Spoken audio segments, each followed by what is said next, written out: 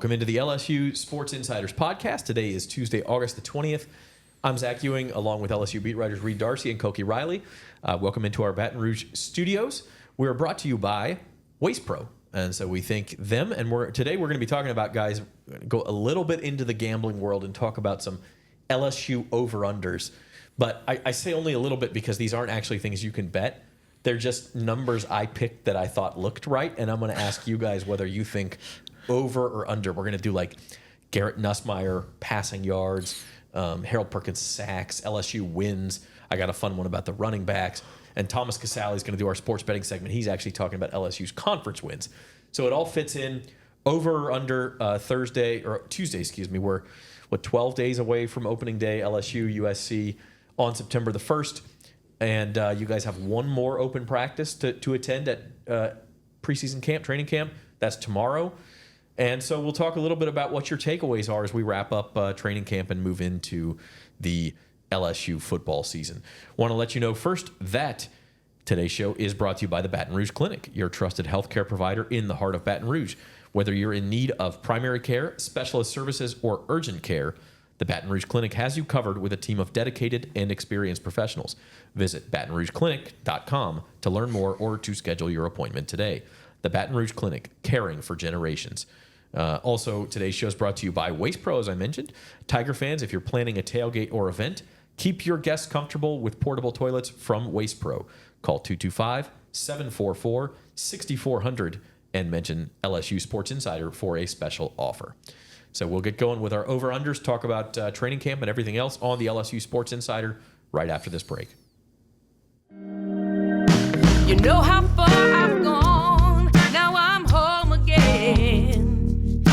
I'm feeling more alive these days than I've ever been. At the Baton Rouge Clinic, our sole focus is to provide exceptional health care for your entire family so that you can get back to doing what you love most.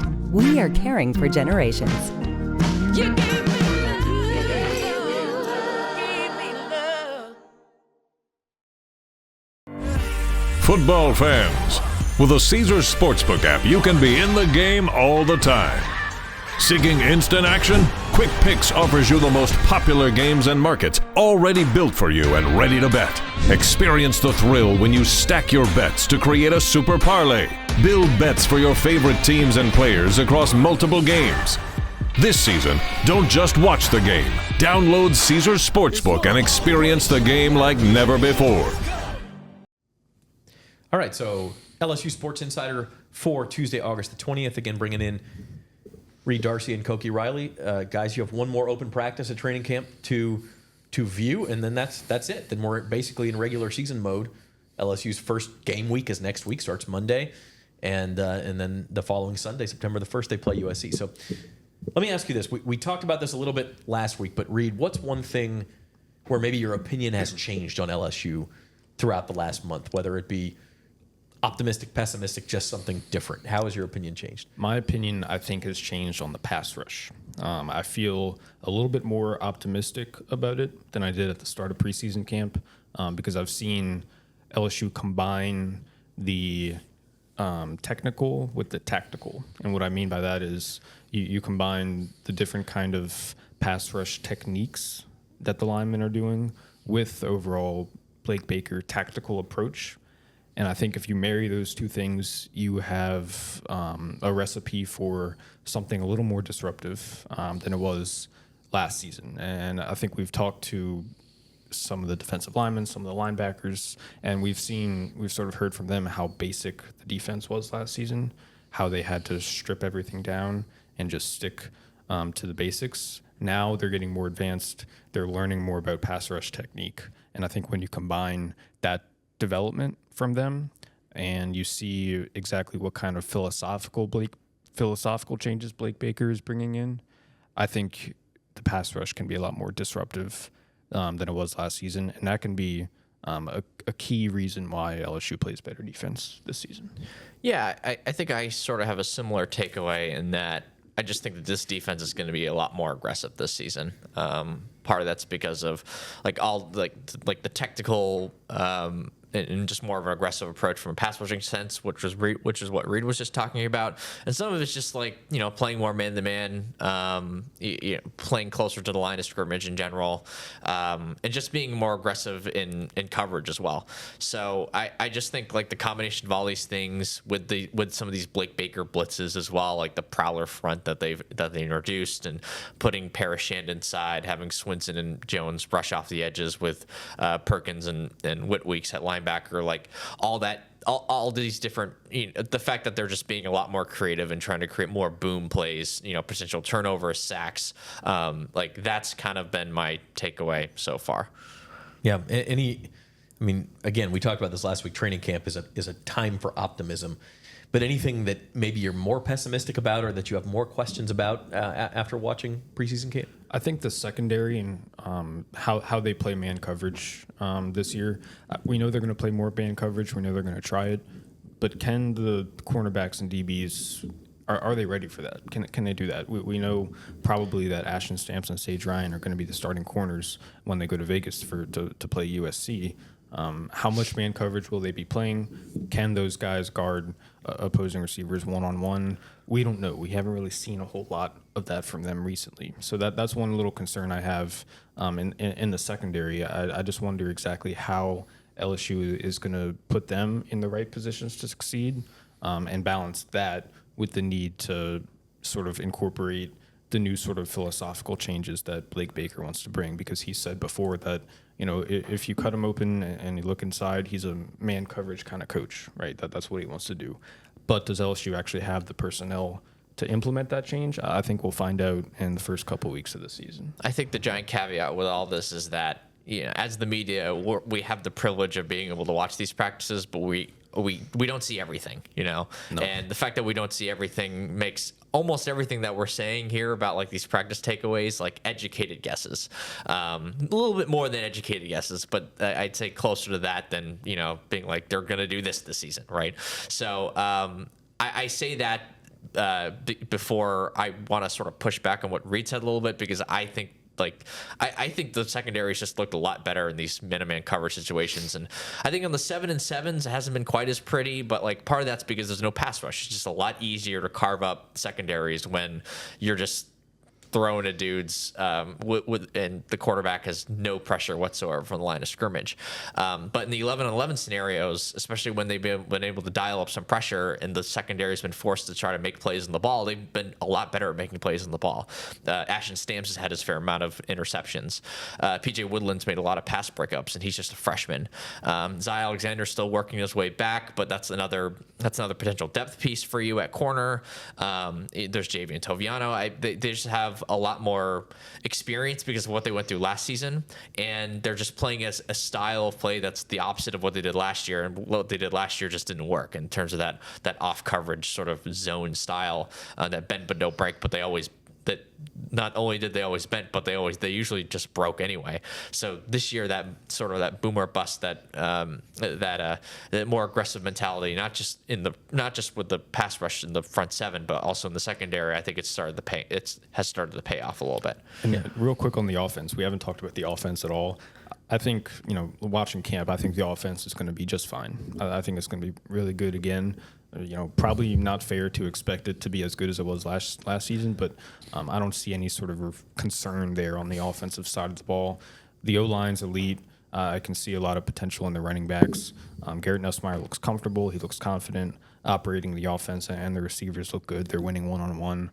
They're coming down with contested catches. Kyron Lacey looks really good based on the sort of contested catches he's grabbed, and he hasn't really had any drops that we've seen, and that's a big deal for him. So I think the offense is going to be just fine. We spend we've spent a lot of time talking about the defense, and rightfully so. Some of that's gone to neglect the offense, but I think it'll be just fine. But I could pick a couple nits, and DJ Chester hasn't had the greatest preseason, for example.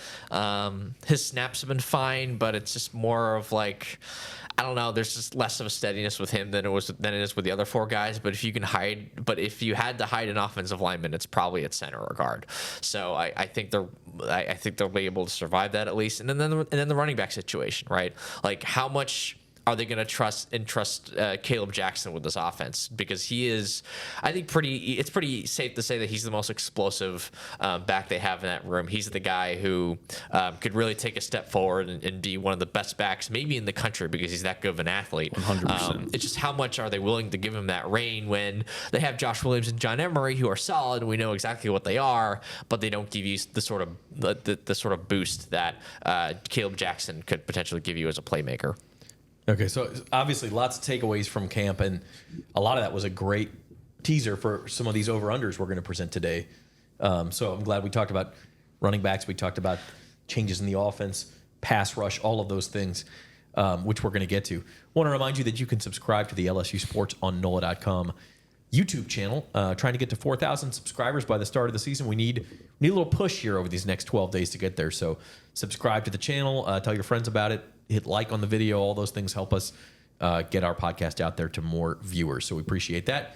You can also check us out. Leave us a 5-star review on Apple Podcasts or Spotify. Moving into our first over-under, gentlemen. And this one, I wasn't sure where to set the number for it. And I have a feeling we're all going to answer the same way. But it's Garrett Nussmeier passing yards. Okay, so Joe Burrow in his 2019 season threw for 5,600 yards. Okay. Last year, Jaden Daniels threw for 3,800. What do we have on the screen there? It's 3,812. But you also combine that with Nussmeier threw for 591, and you went well over 4,000 yards. I set the passing yards total for Garrett Nussmeier at 4,000 yards. So a couple of notes. One, we're talking regular season only. So if they make the playoff, play 3 more games, he's probably going over 4,000 yards. Second is you have to consider both injury possibility and the possibility that against some of these opponents, he may not play in the fourth quarter early in the year. Like if they're blowing out McNeese, Garrett Nussmeier's not probably playing in maybe even the entire second half. So that could lower his total. We also think LSU may try to run the ball a little bit more this year to set up the pass. So taking all that into account, I set it at 4,000 yards. Does Garrett Nussmeier get to 4,000 yards passing in the regular season? Reed? I'm going under. That was my first. Okay, so we didn't go. That was my first reaction because I looked at the stats. Only 2 quarterbacks did it last year. You know, it's factoring the playoff, obviously. Yep. Only 2 quarterbacks went over 4,000. Michael Penix and Bo Nix. So I think it's just a safe bet to go under here. 4,000 is a lot. I think LSU is going to run the ball more. Maybe, you know, Jaden, he threw for 3,800, but he could have thrown for more if he wasn't such a good scrambler. He also had 1,200 rushing. Exactly. So I think, you know, this is not saying like, oh, I expect Garrett Nussmeier to have, you know, a rough year, or I expect him to, you know, not meet our expectations. It's not that at all. I think 4,000 is a pretty high bar to clear, and LSU doesn't need him to clear that bar to be elite offensively, because I think the run game has the potential to be so dominant, and I think they're going to rely a lot more on the running backs this year. And so I think maybe Nuss in the ballpark of 3,500 maybe might be sort of where I expect him to fall. Yeah, Reed stole my research. I had that same exact stat. But I also had so there were 13 quarterbacks who threw for more than 3,500 yards last season. So I'd say it's probably reasonable to say that, like, if Nussmeier stays healthy, he can be in that ballpark or the 3,500 club.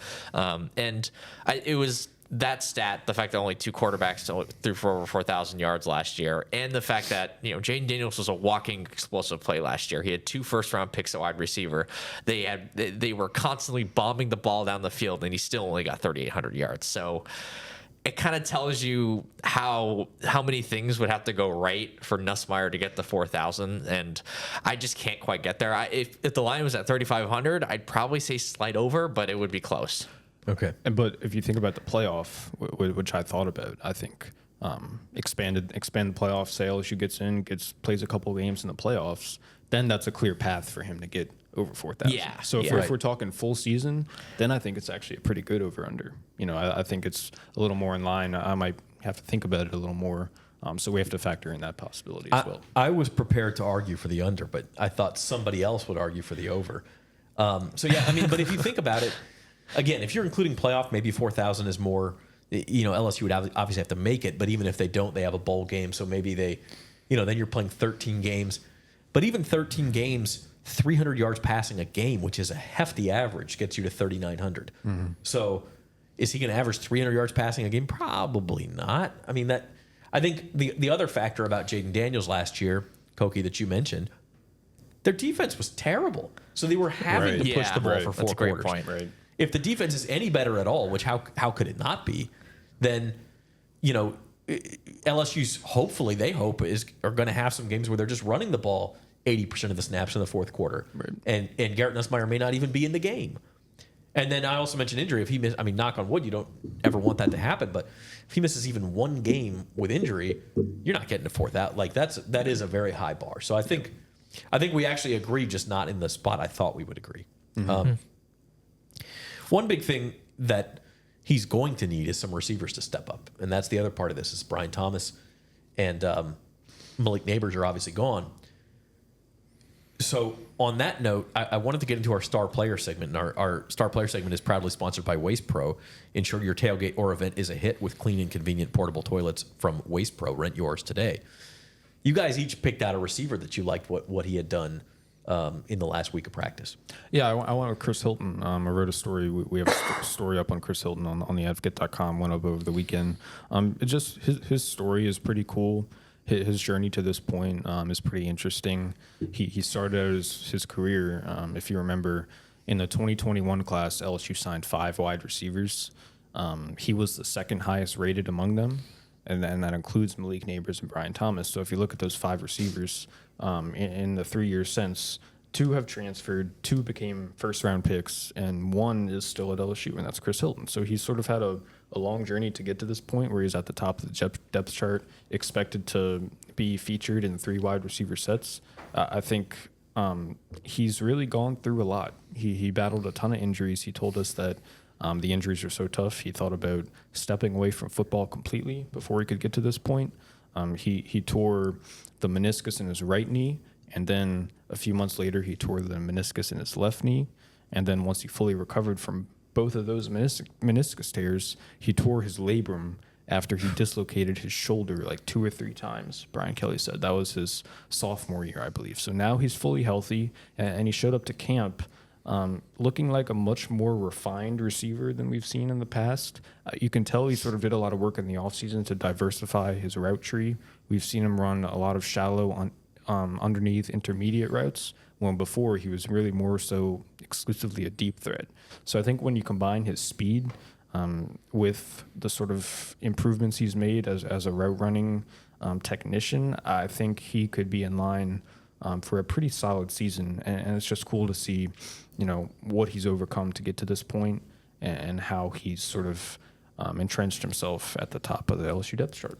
The first day I was at LSU preseason camp this year, I showed up on the first day, and number 3 was like getting all these catches underneath. I'm like, who's that?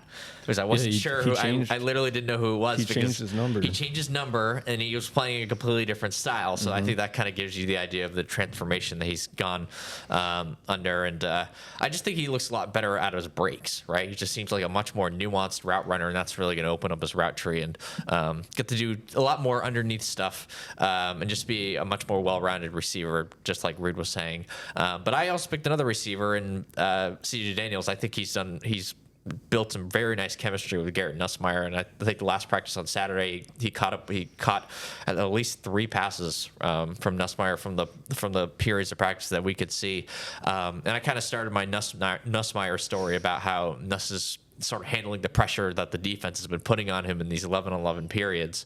I started that story with like a really nice throw and catch he had with Daniels to start an 11-11 period, and it just seems like those two have created a connection pretty quickly, and that's a really good sign for LSU, because then you have 3 pretty dangerous receivers, a deep receiving core after those guys with Xavier Thomas and Aaron Anderson and Kyle Parker and Shelton Sampson, et cetera, et cetera.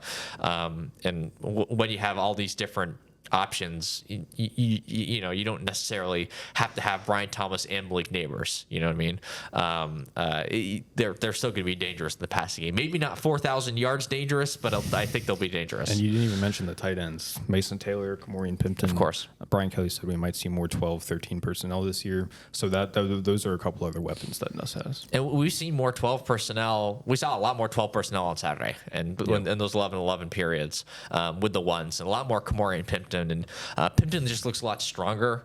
Correct me if I'm wrong, but he just looks like he's a lot stronger. Looks like he can be more of a factor as a blocker at tight end, which makes sense because of his size. But that was a problem for him last year. Why he didn't play as much is because he just wasn't there as a well-rounded tight end in terms of his blocking ability. So when you have a guy that size, and we already know what kind of receiving ability he has some of the best catch radius on the team. It's him or Trey Green. You combine that with improved blocking ability, I think you're going to see a lot more 12 personnel this season. Yeah, I almost did an over-under with the number of receivers who would have, I don't know what number I was going to pick, 20 catches or whatever. And I mean, I really think it's hard to set that number because they're going to spread the ball around a lot more.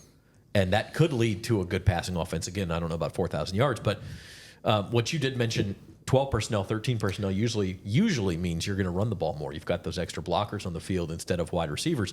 So if LSU is going to lean on the run a little more than they did last year, and I'm talking more about a traditional running game versus Jaden Daniels just making stuff happen, which it was amazing, but you can't count on that happening, with anybody.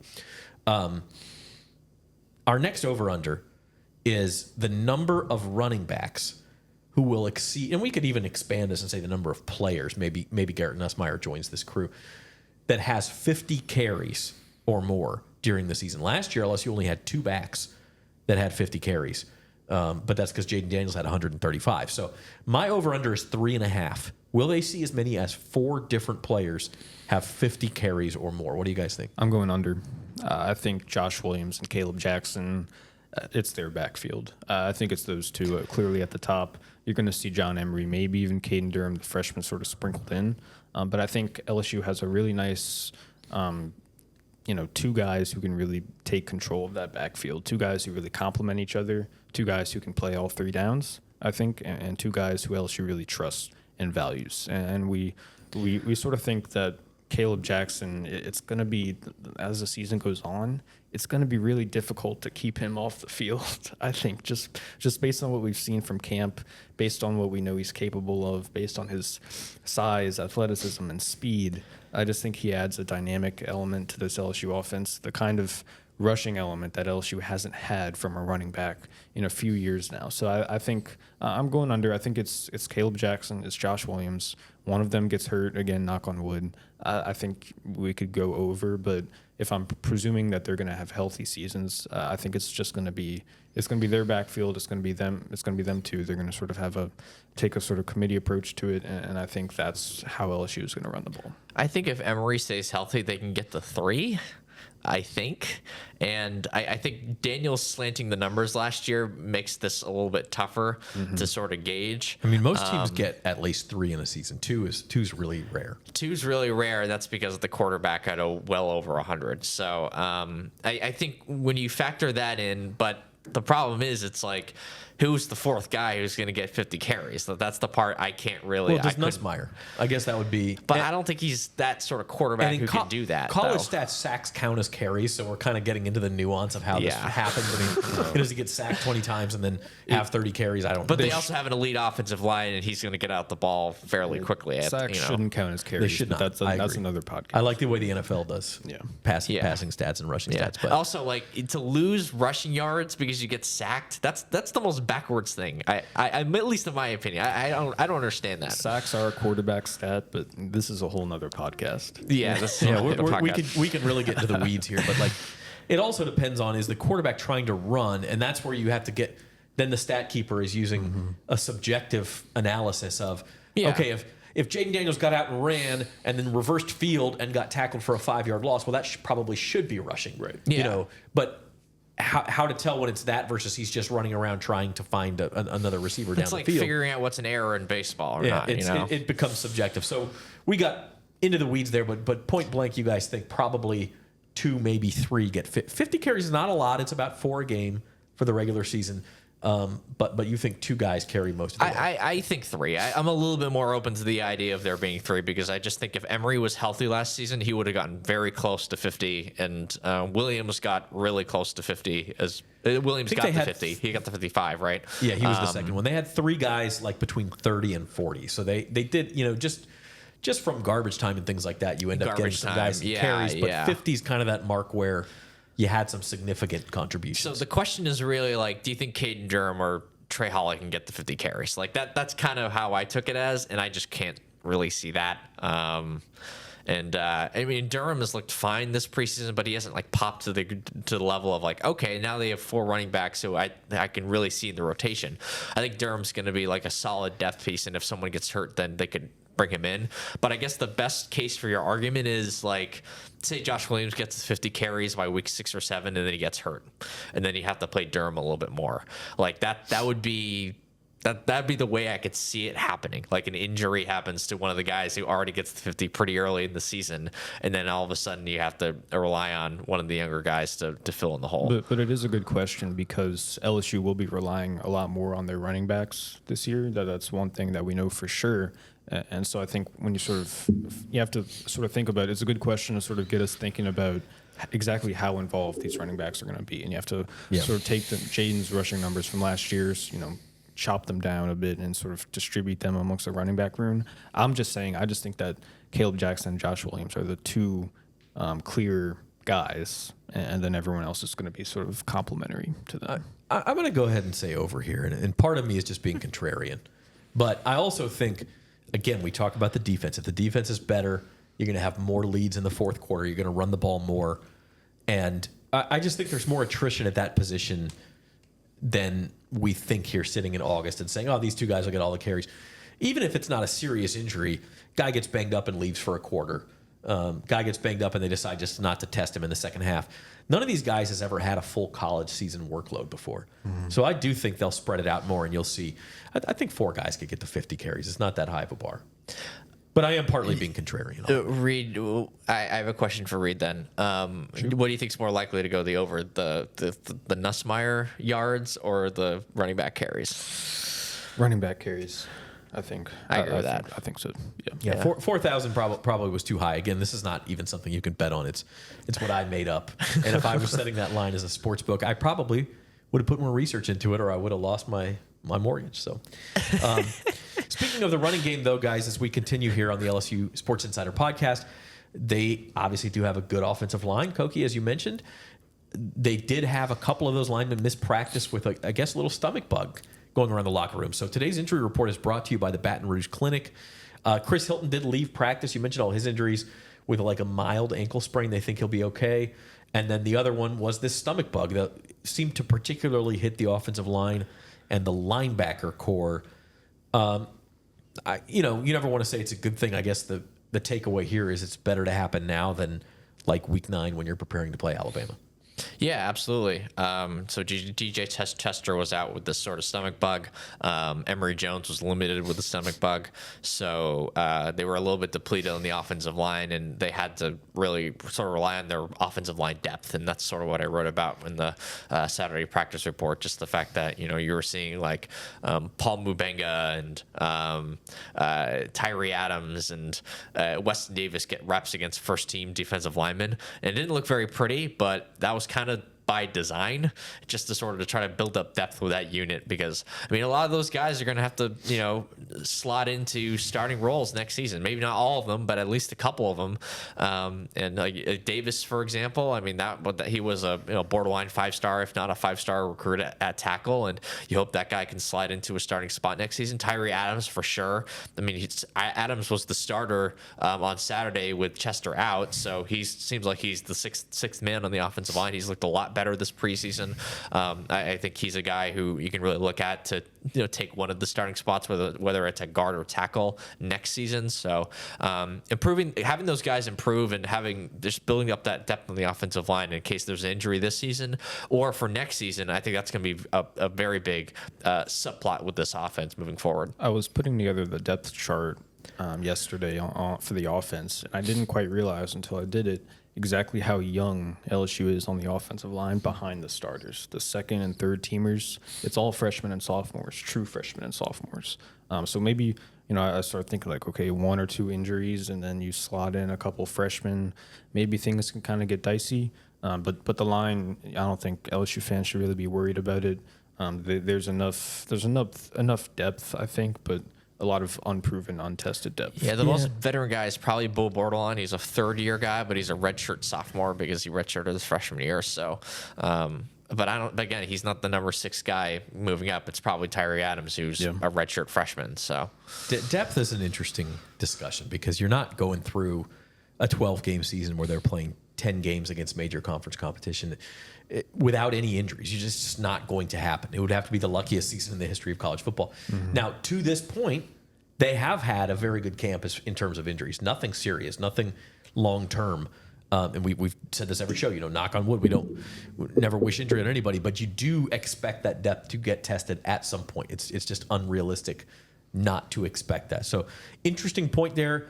I will say, obviously, a school like LSU, a team like LSU, they recruit so well that even though those guys are young, they're all very talented. If they need to step in, you just don't want it to happen at every position. But certainly that could lend itself to some opportunities for some young guys. And on that note, want to do today's recruiting segment. Today's recruiting segment proudly sponsored by Associated Grocers. Join our team and support the success of local independent retail grocers. Apply today for available positions at Associated Grocers. Recruiting segment, LSU did get a couple of commitments this week. One from a tight end, Mike. Is it Mike Tyler? Yeah, Mike Tyler, and then the other, a 4-star corner, Cade Phillips. They got him to flip. So just adding to Reed, an already really strong class. I think they're ranked number 2 in the country now. Yeah, and if you look at the defensive backs, you can really see LSU make that a priority with this class. A lot of 4-star, 5-star guys. Obviously headlined by DJ Pickett, the guy from Florida, who's one of the top players in the class. And it's important, for the future that LSU rebuilds, restocks its defensive back room, for the future, because, the last 3 or 4 cycles, we've gone through this before on the podcast, last 3 or 4 cycles haven't been very kind to LSU in terms of defensive backs.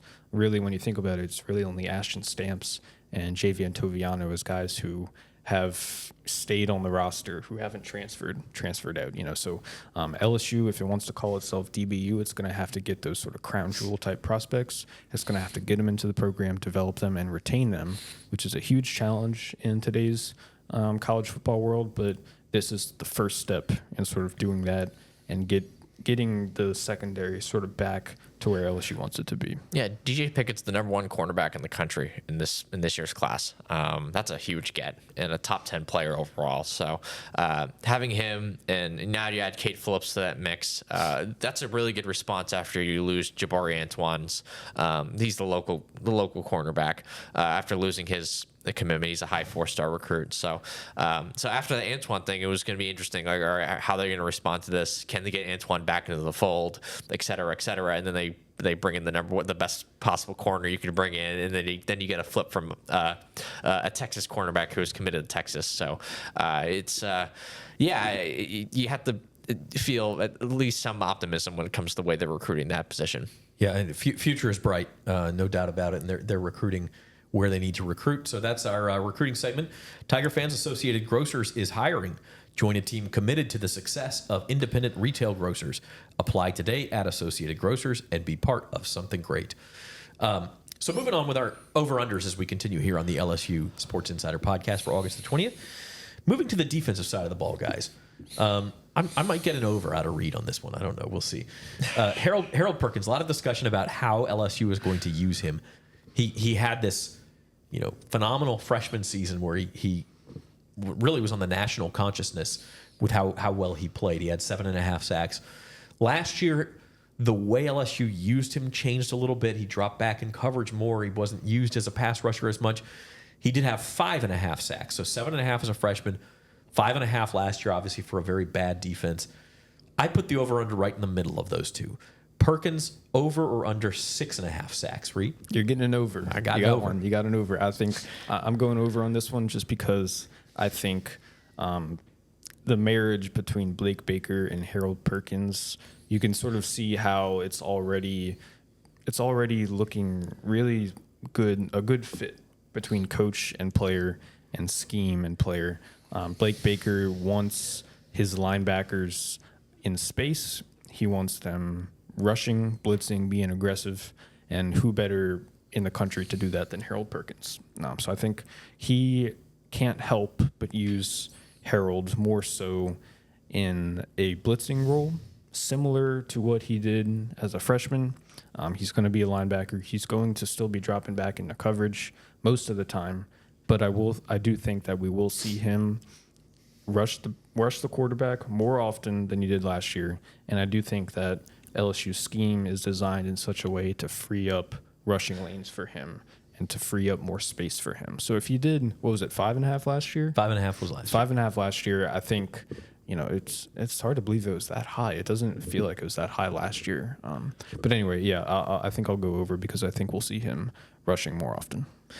Yeah, I agree with Reed. I'm going with the over as well. And he almost got to that 6.5 despite the fact that people were underwhelmed by his season. So when you consider that and the type of defense that Blake Baker plays, it makes a lot of sense. But maybe part of the reason why I'm saying this is because I was playing with LSU on the EA, not Madden, the EA college football game last night, and just using Harold Perkins on the edge as a pass rusher, it's ridiculous. He's incredible in the game.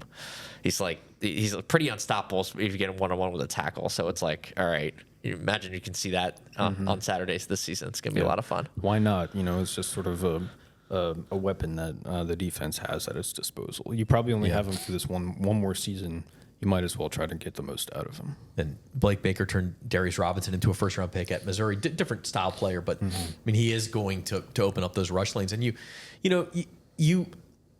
can double team an edge rusher or a defensive end, but Perkins, the way he lines up and the way he can move around, it makes that more difficult for a defense to adjust or an offense to adjust to as well. Yeah, and we're looking at the prowler front, which is LSU's sort of specialty pass rush front.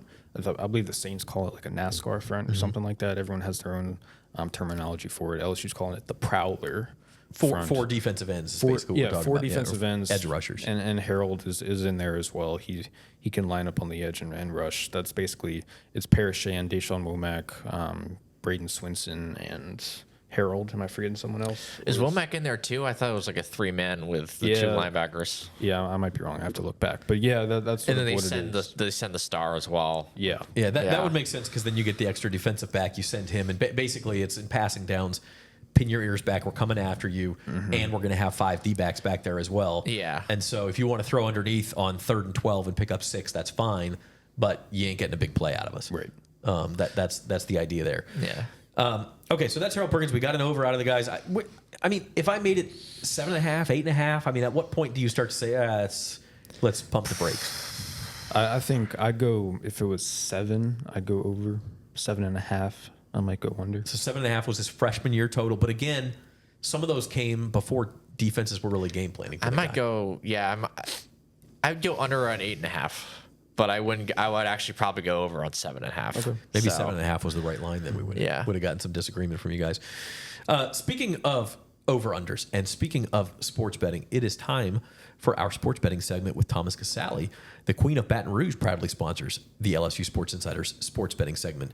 Experience the thrill of game day at 1717 Kitchen and Cocktails, your premier destination for elevated sports entertainment. So let's check out what Thomas has for us this week. Thanks, guys. One of the interesting markets that DraftKings offers is conference win totals. LSU's SEC win total is set at 5.5, which is a little different from their regular season win total set at 9. I think there's more value on their conference win total because the over is at plus 120. And if you look at LSU's schedule in the SEC, they avoid the two favorites, Georgia and Texas. They get 3 tough games at home in Ole Miss, Alabama, and Oklahoma. And I think by October, LSU's defense is going to be playing a lot better under new coordinator Blake Baker. So I think because USC's the first game, I don't like the regular season win total at 9. I think that could go either way. But if you're looking for a bet, I like LSU over 5.5 SEC wins. Yeah. Okay, so thank you, Thomas, and thank you for our sports betting segment. Tiger fans, you can catch all the sports action at the Queen Casino's DraftKings Sportsbook Bar and 1717 Kitchen and Cocktails. With top-notch screens and live betting, it's the ultimate spot to watch your favorite teams and enjoy a cold brew or a signature cocktail. The Queen Casino is the only land-based casino in Baton Rouge and your go-to for game day or any day. Visit today and elevate your sports watching experience. Okay, so we're going to wrap things up. Overarching over-under. Now, this is actually one you can bet, okay? And that's LSU's win total. And Thomas was talking about that.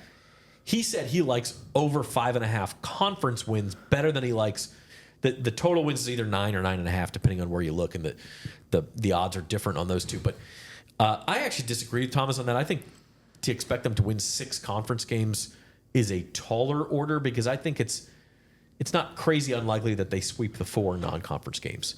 They're favored by almost a touchdown over USC. They're going to be favored at home against UCLA. They're going to be heavy favorites in their other 2 non-conference games. So to me, if I can get 9 total and I can bank 4 non-conference games, I'd rather do that. So anyway, we can agree to disagree on that, but let's talk about this. I used 9 as the line because 9.5, the odds are pretty well slanted toward the under. So the question is, are you going over under 9 or are you pushing exactly on 9 and 3? I will. My first instinct is to push the 9 and 3, but I think for the sake of the argument, but gun to your head, do you have to go? I'll go over. Okay. I think the first place my mind goes to is the USC game. You lose that game, it's a really tough path to 10 wins in the playoff if you look at the rest of the schedule. So I think a lot of it is going to come down to that season opener, like it has in the past 4 seasons for LSU. If you can win that, then I feel a lot more confident about your ability to get to 10 regular season wins. If you lose, then I think you're probably looking at 8 or 9, just because you've got Bama and Ole Miss at home. But I think even if they're coming in on the road, just forecasting, I think LSU might be the underdogs in both of those games. So it's going to be difficult to get those games. You got a tough road game, at A&M, I believe. So it's kind of. I reserve the right to change my opinion, right, Zach? If you we'll have our season preview on Thursday. If you'll allow me to do that, but right now I'll go over on the 9, but my gut's really telling me to push to the 9 and 3. I'm sorry, I'm equivocating here, but that's sort of where my mind's at. Koki, give us a strong take. Come on. I strongly feel like they're gonna push. I'm feeling 9 wins.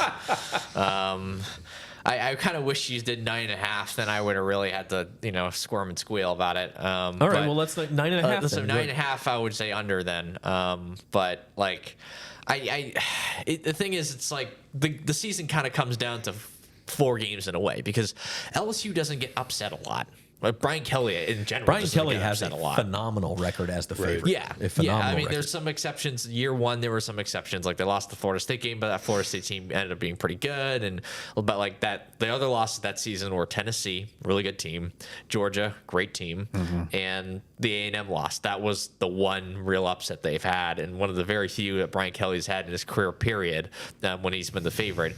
It's when you're facing the other teams at that level or even higher, that's where things get really tricky for Kelly. And they beat Alabama his first season, but they've had trouble winning some of those other games. Like they beat Missouri too, but they've had like Ole Miss last season, they lost that game. Alabama last season, they lost that game. Florida State last season, they lost that game. And just to interject, when they have won those games, Missouri last year, Alabama 2 years ago, like it's been crazy down to the wire. You need to make a huge play at the end. Like these are coin flip games almost, and they're coming. And that's fine. I mean, when you play good teams, it's going to happen. But it's not like they've gone out and dominated one of those teams. No, they haven't. And I'm not saying, and I only like preface that to say that like this season kind of comes down. There's like 4 games that pop out to me in terms of like games of kind of that caliber, and that's the USC game in week 1, which by the end of the season we might look back at that and say that it wasn't one of those games, but for now it's one of those sort of games. The A&M game on the road for sure, and then Ole Miss and Alabama at home. It's kind of, and Oklahoma is that be the 5th one. In there. So between those 5 games, it's hard. Like they have to go like 3-2? At least 3-2. Yeah, and you can see that happening, but it's just hard to be like super duper confident in that, just because of the history of what we've seen so far and some of the flaws that we know that the defense still has, and the fact that the offense doesn't have the same pieces that it has last season. So this is a tough one, though.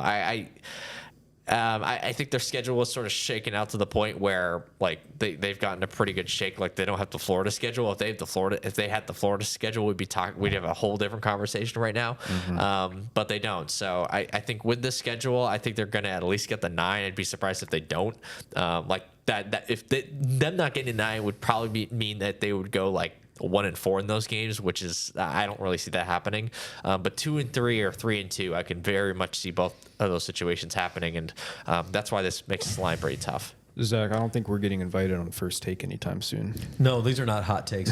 I think 9 is the right number. I think that's part of the problem. I think 9-3 is your baseline expectation for this team. If they're and I mean honestly, like if you're a reasonable fan, I think you agree with that. Like 9-3 is what I expect. If they're better than that, then LSU had a really good season. I'm a happy Tiger fan. If they're worse than that, then I feel like I have reason to be disappointed. Like I think 9-3 is a really good number. I think there's a better chance for the under than you guys maybe give it credit for, like an 8-4 season. Not just because you could lose 4 of the 5 toss-up games you're talking about, Koki, but we talked about the depth. Some injury problems all of a sudden. If Nussmeier gets hurt, then of course injuries. Yeah. Yeah. There's just, and in the SEC, it's so unforgiving.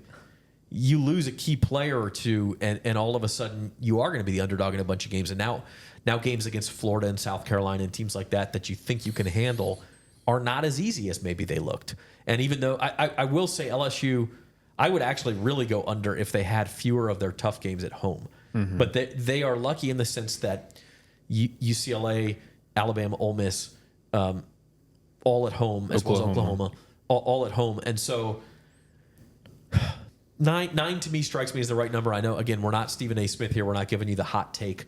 But to me, that's a fair baseline. And I agree with almost everything you said there. But the one thing I do want to push back on a little bit is that I don't think fans are going to be terribly happy if they go 9-3 again. I was thinking the same thing. And well, to me, that's not reasonable just because. And maybe this is my hot take moment. Like, if you are in the SEC as it's currently constructed with 16 teams, maybe if you're Georgia or Alabama, you can go in and say we ought to win 10 games every year. But even then, even now that Nick Saban's going, can Alabama go in and say we should win 10 games every year?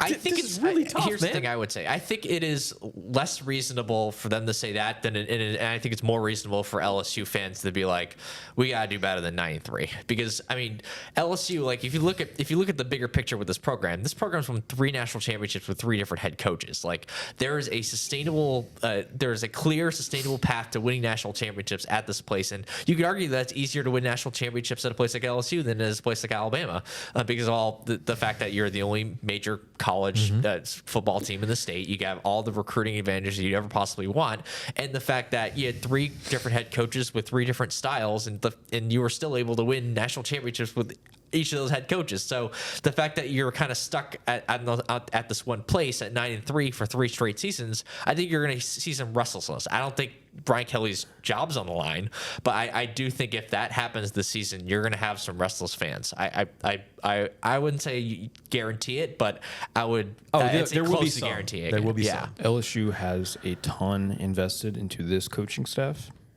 and I don't think that 9 wins gets you into the playoff, right? And if we start talking about, I don't think so. And we start talking about the binary, pass fail. You make the playoff, it's a good season. You miss the playoff, it's a bad season.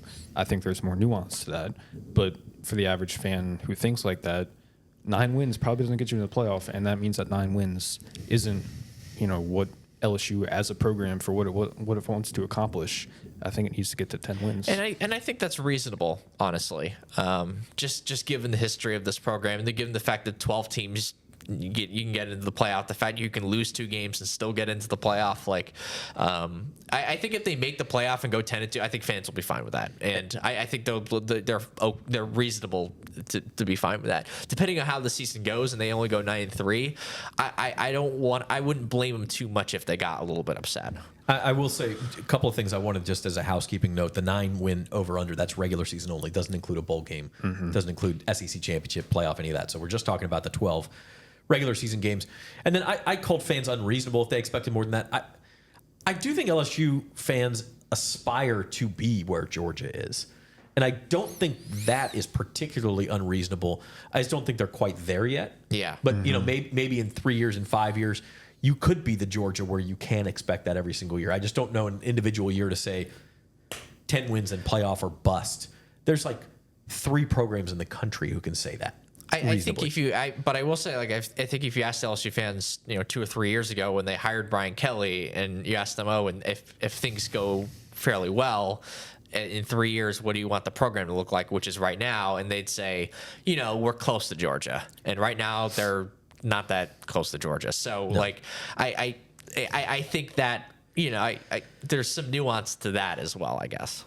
Yeah, no, it's a good point, and look, Georgia's got to come down at some point too. So that's all a great kind of teaser for our Thursday show, guys. That's going to be sort of our official LSU Insider season preview show on Thursday. We're going to have Monsieur Scott Rabelais back from Paris in house, and we're going to talk to him and get our official predictions. Wilson is out of town.